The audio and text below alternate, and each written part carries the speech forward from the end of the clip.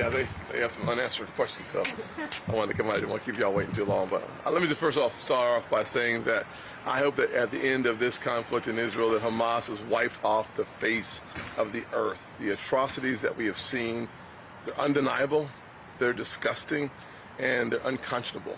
And so as I spoke with the ambassador of Israel, Herzog, he was very clear. A proportional response is that Hamas no longer has the military capabilities to do anyone any harm, which means wiping them out. So happy to answer your question. Senator, you said repeatedly in the last week that President Biden initially told Israel to stand down after the attack by Hamas. The administration did, yes. Where are you getting that? Well, all you got to do is a tweet that had to be deleted. That's what they said. They said, both sides refrain. Senator. Yes. You said inside there that you got a classified or unclassified briefing last night. Yes. What can you tell us that you learned there? And also, you also mentioned the combined aid package for Ukraine, Israel, Taiwan, and including border security. Oh, I didn't say all that now. You got that from some other source. That's from our reporting. Yes. Yes. He's put words in my mouth. He's not wrong, but he's put words in my mouth. Yes, go ahead. Would you support that combined aid package? Obviously, you have to see what it is, and you have to see what the four components what they will be. I'm not sure what they will be, but what we've heard is that you'll see a combination between Ukraine, border security, support for Israel, and perhaps another component or two. I'd like to see that package come together. I'd like to see what's in it before I can say whether I'd vote for it or not. One of the things that we heard last night was it's really important for America to stand shoulder to shoulder or back to back with Israel, number one. Number two, it's important for us to be in a position, take the posture that we're going to be all in. And number three, whatever the resources that they will need, we should be available to deliver those resources as much as humanly possible. And finally, that the resources that they need, they have, and our ability to meet their demands as far as the foreseeable future, we are in a strong position. Senator, you, in your speech today, you called out your Republican rivals, Ramaswamy and DeSantis, for their isolationist views. Yes. Would you like to see them vocalize equal support for Ukraine as they do Israel? Well, listen, they make their own decisions, but one of the things we don't need in the Republican Party is the Joe Biden foreign policy wing of the party. And one of the things I noted very clearly was that Vivek has made very clear statements about by 2028, Israel should figure it out on their own, and similar statements about Taiwan as well. So my perspective is a simple one, that we should be loyal to our allies, and we should also be lethal to our adversaries. Anything less than that lacks leadership. And being anything that's like, as I said about Ron DeSantis, the whole theory of a territorial conflict, to me, fits right into that appeasement type of strategy that only encourages war. The one thing we've learned, if you look back in history, is the Ronald Reagan doctrine actually works, peace through strength. One of the things he said is that the 4 wars during his lifetime that occurred, never has there been a war because America was too strong.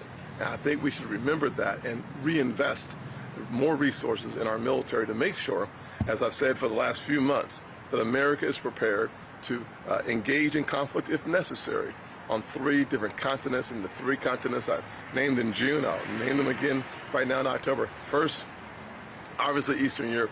Second is in the Indo-Pacific, and third in the Middle East. We know that there are hot spots throughout this world, and we cannot become isolationists and think that that creates the type of insulation that we'll need. Are you worried about Jewish people in America becoming targets for terrorism? Well, one of the things I say is that if you look at the Hamas doctrine, it is not to simply eliminate Israel. Their philosophy is to eliminate all Jews on the planet.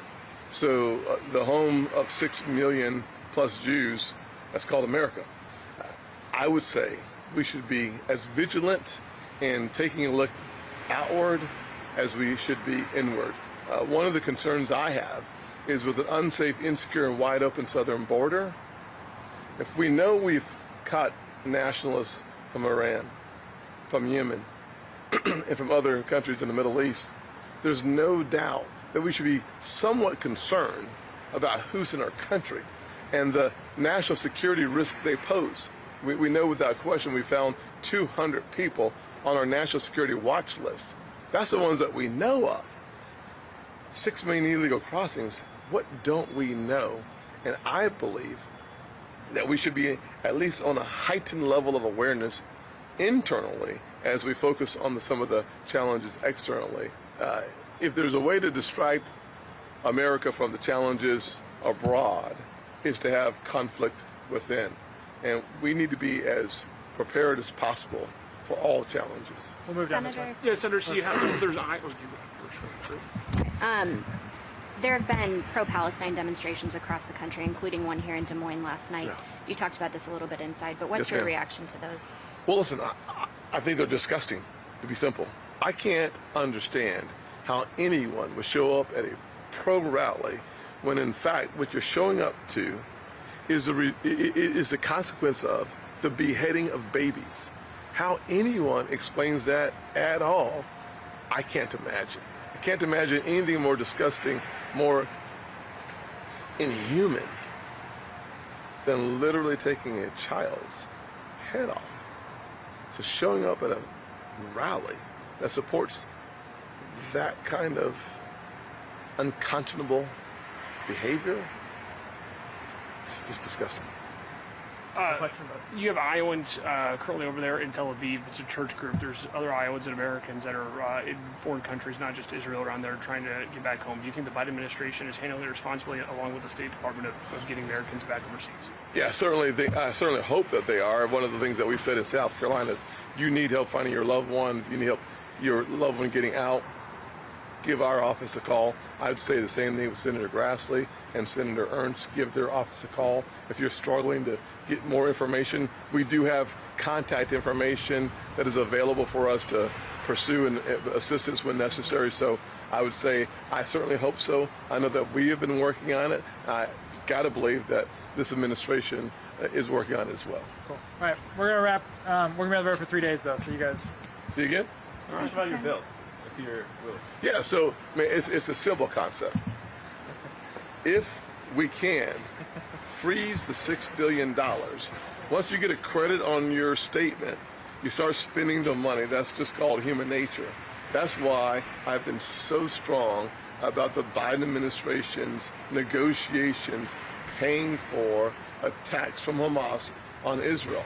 If there's a way for us to claw back those resources, that would be fantastic. But let's just be clear, crystal clear. Putting the credit on the balance sheets of Iran makes that money accessible, according to Hamas. The biggest backers that they thanked for this attack was Iran. All right. So the question. Thank you. On the bill.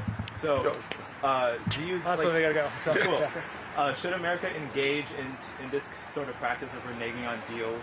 And do you think it would hurt? Are you concerned it would hurt other efforts to try to get other Americans who are still held hostage around the world? I think it's laughable, number one. Number two, I'd say, think about what you're asking me, though. You're asking me if it's a good thing for us to pay $6 billion for hostages that creates a market for American lives. I'd say that the bad deal was a bad deal. And if you can get out the bad deal or pull the money back, that would reduce the market for an American life. Number one. Number two, renege or not renege on the deal is not a question. The question is, should the deal have ever gone through? I said this 6 or 7 years ago when President Obama spent $400 million trying to get hostages out. I said that the price for an American life would go up, and that means that we become more valuable on an open market. $6 billion only means that every single American abroad is in more of a dangerous position, not less. So if we can get the money back, that will save lives, not cost lives. awesome. Thank you guys. Thank you guys. See you in a little bit. Appreciate it. Thank you. Yes, sir.